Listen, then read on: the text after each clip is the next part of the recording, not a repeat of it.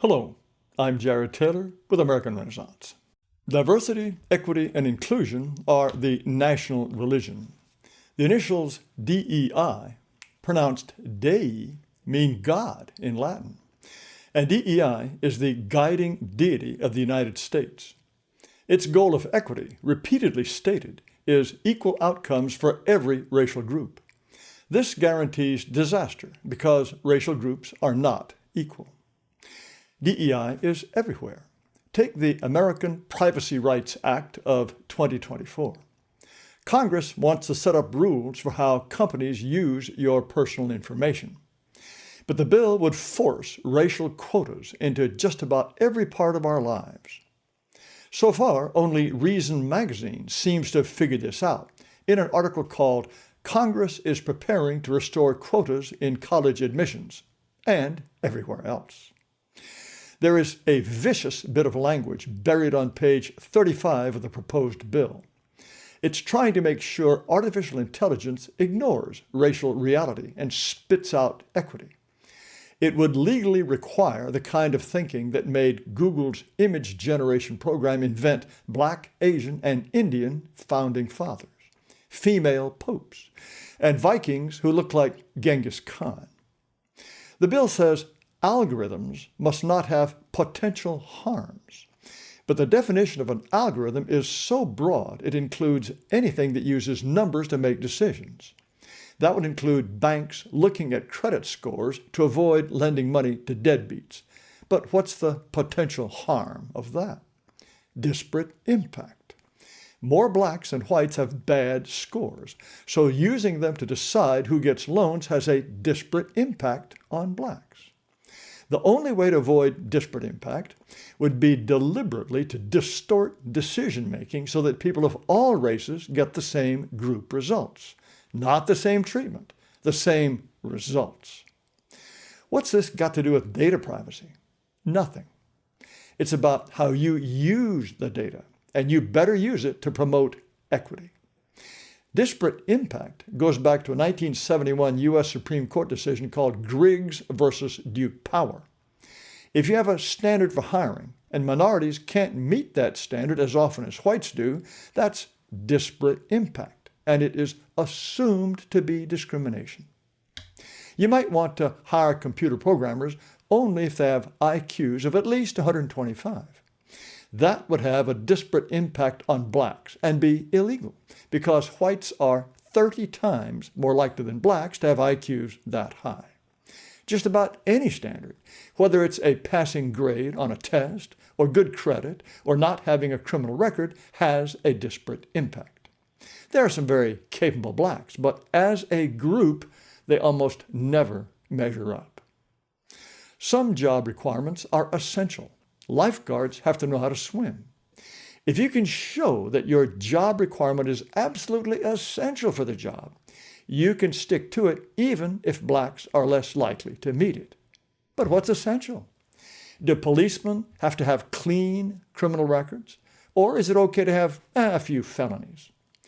It's not easy to prove in court that your job standards are essential, so most companies meet quotas by lowering standards for BIPOCs.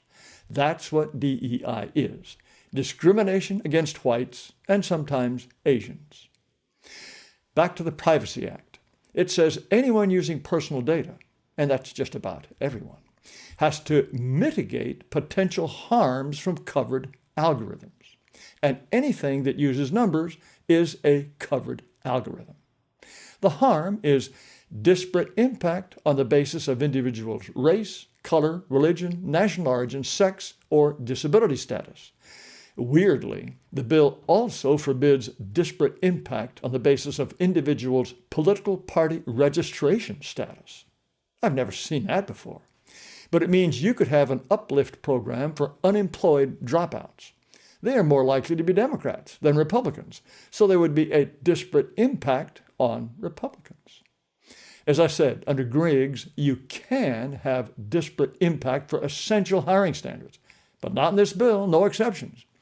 If you're hiring lifeguards, you have to jigger the algorithm so as to give a boost to blacks, theoretically, even if some of them can't swim. Insane. This law would upend the recent Supreme Court ban on race preferences in college admissions. Blacks as a group won't measure up on grades or test scores, but your decision-making must fight disparate impact. It would be the same for systems that help police decide what parts of town to patrol. Going where the bad guys are always has a disparate impact. As the Reason article points out, forcing complex AI systems to eliminate disparate impact leaves users in the dark. If a bank buys a system to help it make loans, it might not even know that the AI was tuned to try to give American Indians loans at the same rate as Asian Indians. Both parties in Congress are desperate to do something on data privacy. Law firms are already analyzing the bill so clients can be ready for it. I looked at 3 websites. They had detailed summaries, but not one even hinted at disparate impact. Here's an alert from Pillsbury. At the end, it says the bill may be the best vehicle for finally passing the U.S. national standard on privacy. Almost at the very top of its homepage is diversity and inclusion at Pillsbury. Hear from our lawyers. This nice black lady explains how wonderful and diverse Pillsbury is. All these firms whoop about diversity. They have clearly read the bill, and they must think fighting disparate impact everywhere is just fine. President Biden, he loves to brag about the CHIPS Act, which promises $39 billion to bribe companies to build chips in America. Companies love handouts, but as this article says, DEI killed the CHIPS Act. How did it do that? To get your hands on the swag, you've got to hire loads of women, minorities, and ex-cons to build chips. If not enough women, minorities, and ex-cons know how to build chips, you have to train them. It's crazy.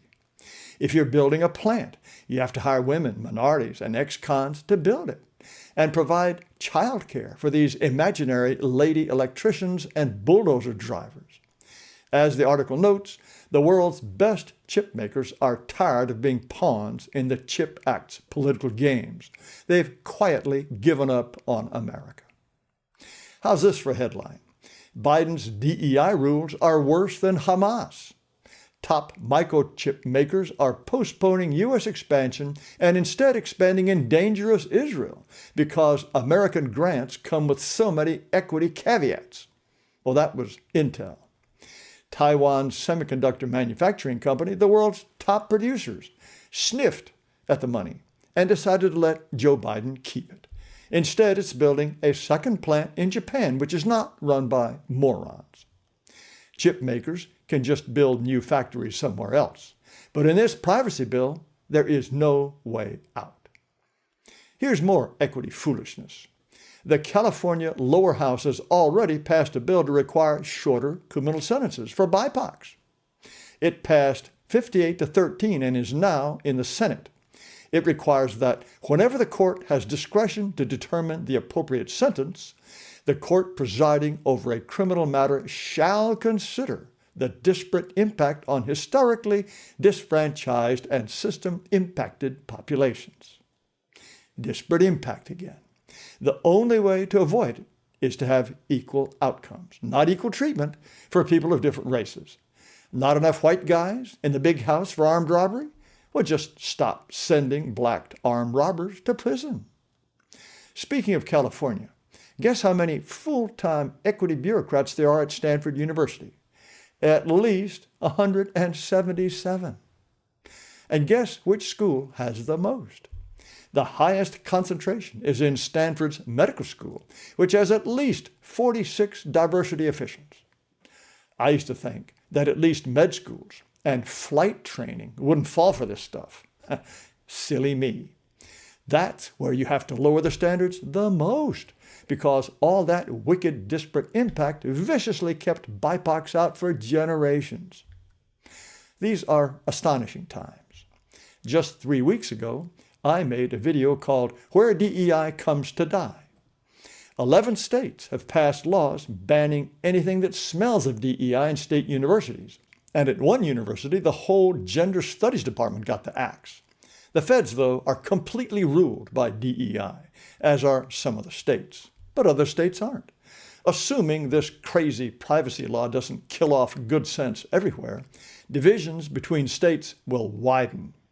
California doctors could get a reputation for killing patients, while Florida doctors save lives. Maybe we can carve out a few corners of sanity in a country gone mad. They could be models for the rest of the country, or maybe just havens for Americans who don't worship the new day. Thank you for watching. The censors hate my videos, so if you like this one, please send a link to a lot of people. I invite you to subscribe to this video channel. Please visit amren.com, amren.com. You'll find videos, podcasts, discussions, many things I think will interest you. But again, thank you so much for watching.